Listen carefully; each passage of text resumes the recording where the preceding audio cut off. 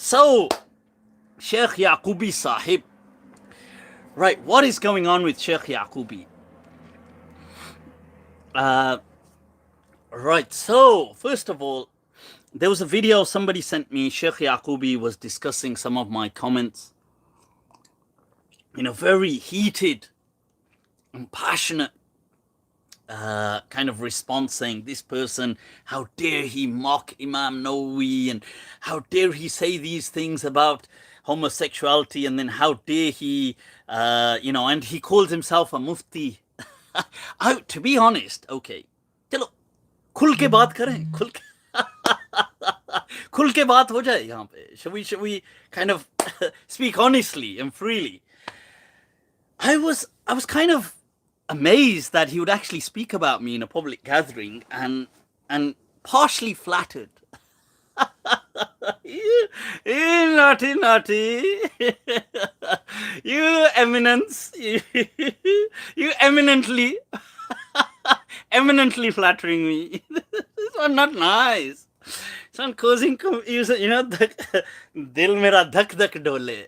Right, so I thought, okay, this is interesting, because I wouldn't have thought that Sheikh Yaqoubi would make a reference in a public place to me, saying that, this guy calls himself a Mufti and he's from here, from the UK, and obviously, who else is there? Al-Mufti. إذا أطلق, if you just use the word Mufti on its own, فأريد به خادمكم. Right, your khadim banda nachiz, okay. Urida bihi Abu Layth al-Maliki. Right, so there's this whole homosexuality thing, and Imam Nawawi's comment, and I'm gonna come to that. But just speaking about Sheikh Yaqoubi now, I don't have anything against Sheikh Yaqoubi. Sorry, His Eminence. What is this eminence thing about, by the way? I mean, royalty. Khamkhaki royalty. What's this royalty thing like? I mean, who calls themselves His Eminence? I know he's going to say, I don't call myself. But he doesn't stop it either. Stop teasing me. This one. Right, I don't call myself the most graceful, but if you guys call me, I don't mind either, this one, don't mind, huh? Don't mind. So, he doesn't call, okay, but he's definitely okay with it. This is definitely rolling with it, His Eminence, royalty. Look, at the end of the day, I think, to be fair, as far as Peer Sabs go and Sheikhs go, I actually like Sheikh Muhammad Yaqoubi. He's, as far as they generally go, he's from the more level-headed kind of, peers of tariqas, these peers who lead a whole, lead a it is in essence a cult, right? But they lead a cult. But he's definitely much more balanced. He's much more, and he is knowledgeable. I mean, I don't know exactly how knowledgeable, because I've never really watched anything with ilm, like with actual, where he, the 1-2 things I've seen, they're just like generic talks.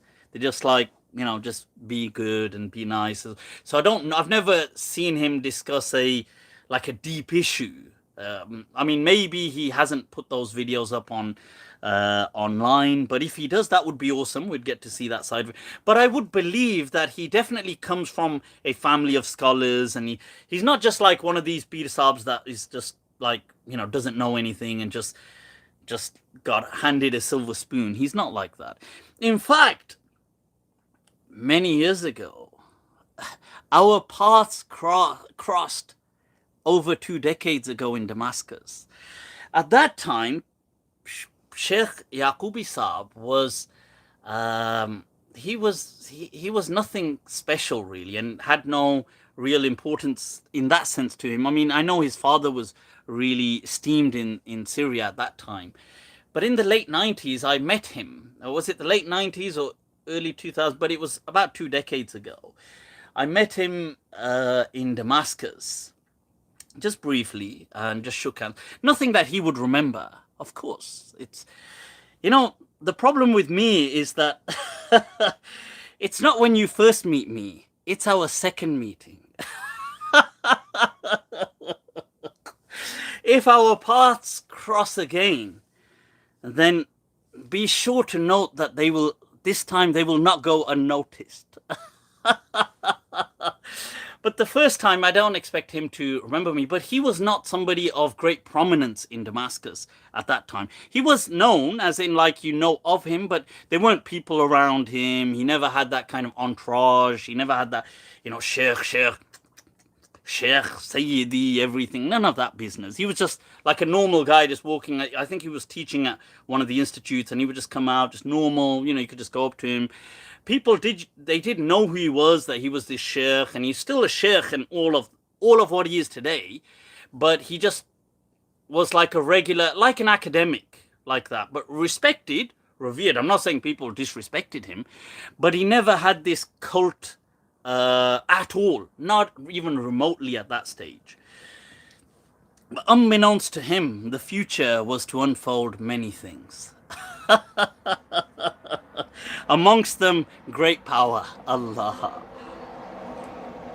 So, over the years, Sheikh Yaqoubi has come to the UK, but this is nothing new. Sheikh Yaqoubi had been coming to the UK for many years, never gained any serious prominence.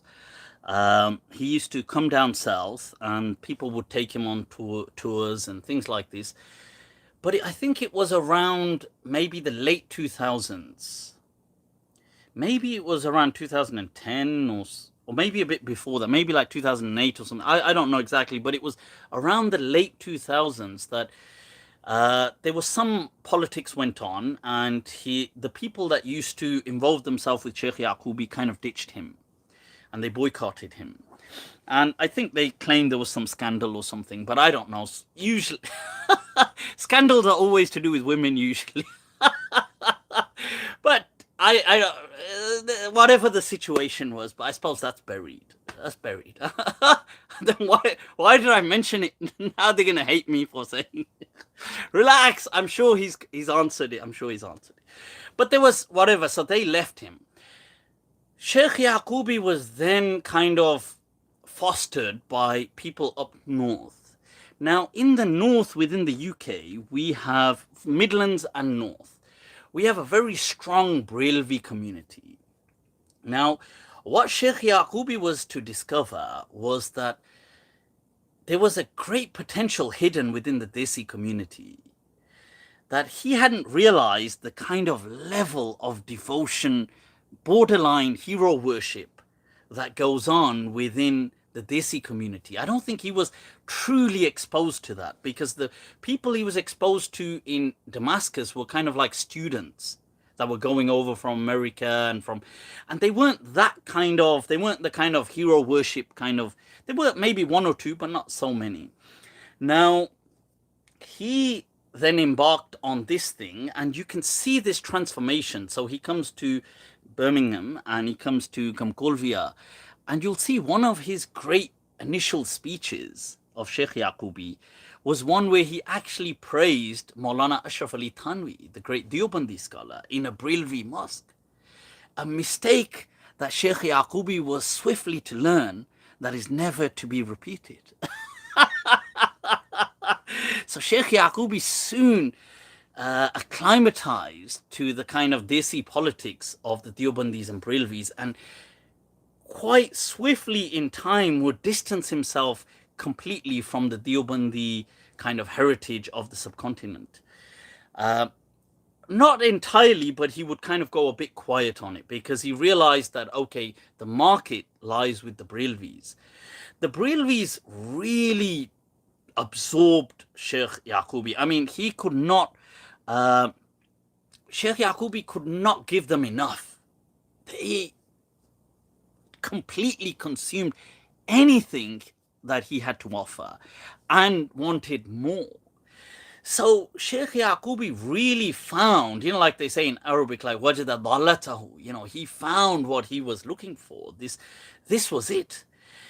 I mean, he rose to great prominence on the back of the Desi community within the Midlands and the north of England, because they took it to another level. I mean, we're talking about unfathomable doors unlocking, doors of wealth, prosperity, money, power, dynamism. I mean, it's amazing. People with great, people that run corporations and things like this, they will back you as a Pir Sahib.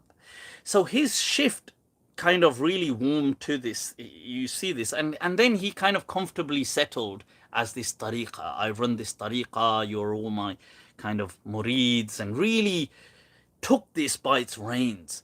And that is the making of what you have now as Sheikh Muhammad, His Eminence Al-Yaqoubi Sahib. And as far as Pir Sahibs go, I don't actually mind him. I think he's actually definitely better and a good version of the Pir Sahibs, because they can be highly exploitative. Highly exploitative Pir Sahibs can be. And they usually are. They're usually very abusive, usually all about power, money, things like this. But I mean, definitely he's from the better kind of, if you are to join, you see, to me, all of these practices are cults. But if you are to join a cult, then I suppose his cult is definitely a better and less harmful cult to be in than other cults. I mean, it doesn't mean it's scandal free. I mean, there was this huge, in the last 2 years, a huge scandal to do with the charity, SKT. This charity which allegedly, Masala, I don't know the reality, but apparently they were key devotees of Sheikh Yaqoubi who gave him a position of prominence which he then wished to take over the entire charity. And when they originally got rid of him, got rid of him, he sent messages around saying all my murids are to boycott that charity. I mean, him accusing them of mishandling funds, but I think the charity commission did clear them. But that's beyond the point. Maybe whether they did mishandle funds is not unbelievable, but since Muslim charities are usually quite, not always so scrupulous on these things. But once again, you can see this wielding this power. Murids, I want my murids to boycott this. I bring this to the table, this sense of power. 2 decades ago, the Sheikh Yaqoubi that I fleetingly shaked hands with in the streets of Damascus could never have envisaged that a day would come when he would make a threat to wield such power against a huge million pound strong, at least, or millions of pounds strong charity and an organization. But so this is the making of these sheikhs of tariqah. So that's a bit of the kind of what we've got in front of us. Now, Sheikh Yaqoubi, his eminence, he said about me that I mocked Imam Nawawi. Now, I did not mock Imam Nawawi to start off with. Firstly, that's obviously, I don't know whether he watched my whole thing. I doubt he watched my whole thing, which in that case, he should not have passed judgment on it. See, I caught you out. Either you watched it, in which case, you teasing me, you naughty, you watching my videos. And if you say you didn't watch it, then I'll say, so you passed judgment on me without watching it, you naughty. This one, checkmate. Checkmate. So Sheikh Yaqoubi, he kind of got really worked up. And you see, the truth be told, I don't make a claim. I've read what Imam Nawawi had written. I've got a lengthy discussion on YouTube, which speaks about homosexuality and Islam, a diverse history, in which I mentioned that, look, people in the past, and it's a very nuanced conversation, monologue I'm having, a recording. You can watch it by all means. Do watch it. Do like, subscribe. Quick plug there. So, look, however, what I was simply doing was reading. So I've read what Imam Nawawi said, and I said, look, you have to acknowledge that Imam Nawawi is speaking as though it's a given. So in his day and age, he's assuming everybody has a bisexual nature to them. Because he's saying that, look, because he writes in his book that everybody knows that young boys are far more, prettier than many women. And, now that's building on a kind of given, a posited axiom, if you like, that everybody is bisexual in nature. Like, if I said that, so if I said, for example, imagine I said something like, look,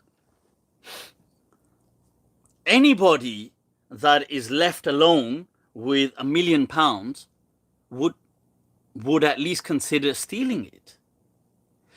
Now, you see, when I make, and I would believe that I would say that because I would assume that most people, by and large, have the desires of temptation, of greed.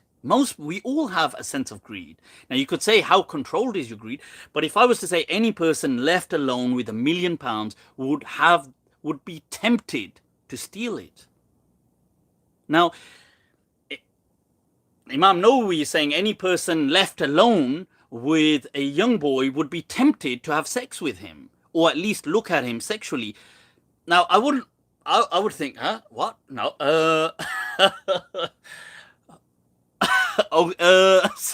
What?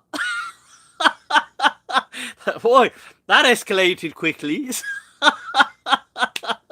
So, you see now, if somebody, because Imam Nawawi made that claim, and he's not the only person, many people before him made it, because in their day and age, they saw that as a kind of given. Now, they weren't homosexual in today's day and age sense, and I'm not saying Imam Nawawi was homosexual, but I said he acknowledges a fundamental bisexuality that he feels is intrinsic in human nature and ubiquitous. Vah! Now just quote that back to me. You see, but he does feel that these people are, this is a given, that everybody would relate to what I'm saying. So, and there's nothing so shocking about that the medieval Muslims and the medieval Arabs and the medieval kind of times, people had a kind of sense of, there was pederasty, okay, which is like what the Greeks had with boys, that they had these sexual and romantic relationships with boys, and they felt a sense of attraction to boys. And by boys, they meant like boys in their mid-late teens. That's what they meant. So Socrates speaks about it, Plato, Aristotle, these people would have all had relationships with boys. Thrasymachus, who's a contemporary of Socrates, says in his famous quote that as a young boy, I seduced the men from their wives, and as a grown man, I seduced the wives from their men. Vah Thrasymachus Guru. आपके क्या कहने हैं? Also, another eminent philosopher of the past, Thrasymachus, was also a very intriguing philosopher who believed in might is right. But put that aside. Fast forward to what Imam Nawawi was simply articulating and expressing was the sentiment of his age. So I wasn't mocking him when I'm saying that. I was saying what he was saying. Mocking, if you mean by mocking, I'm making this up. It's written in his book. And some Wahhabi from Saudi tried to refute me on it he made a live video that went on for an hour, where he says, this Abu Layth guy is a deviant, Dajjal, how dare he say this? I'm going to read it out. And he reads it out and he says, and they are prettier than most women or many women. And he says, well, that's because, he goes, I can answer that. That's because many women are ugly.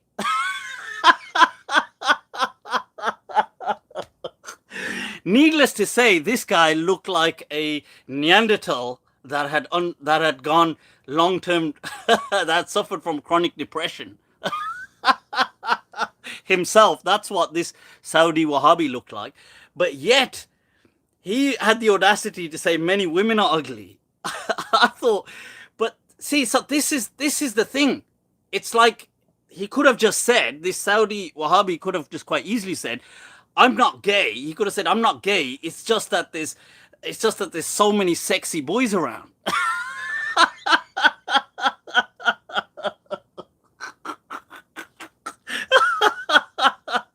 That's the equivalent of what's going on here, right? So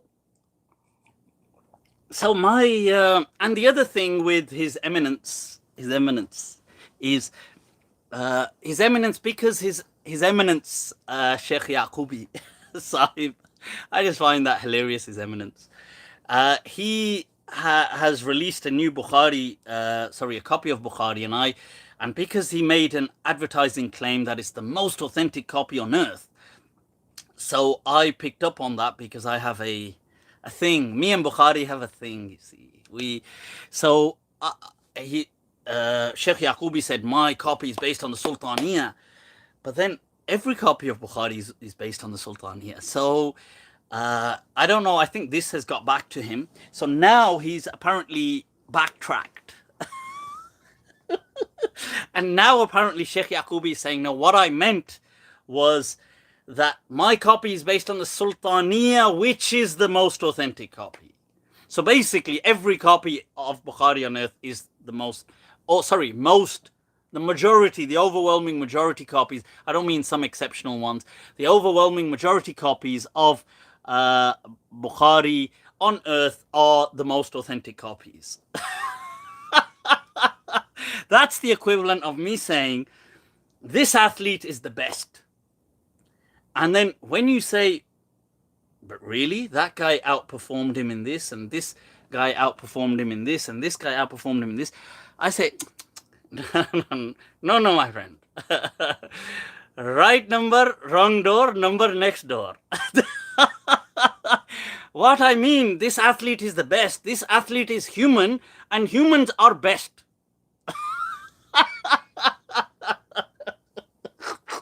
So this one best price I give you, this one best price. So the response was that this athlete, human being, best. So because this is Sultaniya, all copy Sultaniya copy best. Wah Guru, wah. Love you, yaar. Love you, my Sheikh. So this is, but obviously these kind of things go on. Why? But this is really just business. I've got nothing against business. I love business. Business, I love business, In saving, what was it? Not Private Ryan, the other one with where is that sea? Where the Somali pirate, he says, I'm no Osama bin Laden. I am businessman. So this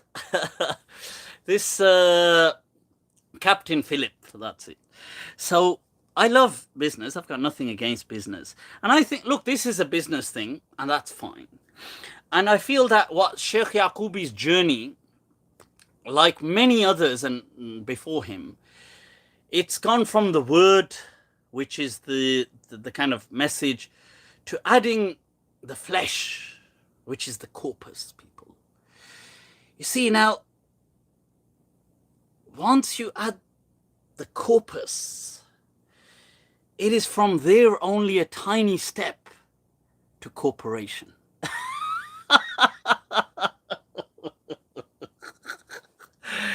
One two ka, four. As Anil Kapoor Saab said, one two ka, four. This is, so it doesn't take long, and I'm not against that, and that's all fine. May Allah give him more money and more money. Sabko de, yeah. May Allah give everybody. Yeah. Why not Sheikh Yaqoubi? So that I've got nothing against. But I just feel that using, like these kind of tactics is problematic. It's big problem. It's, no es bueno. This one, not nice. This one. And I would love to have a discussion with Sheikh Yaqoubi on Sahih Bukhari if he claims. I watched a clip of Sheikh Yaqoubi saying it's impossible to doubt Sahih Bukhari. I thought, cha,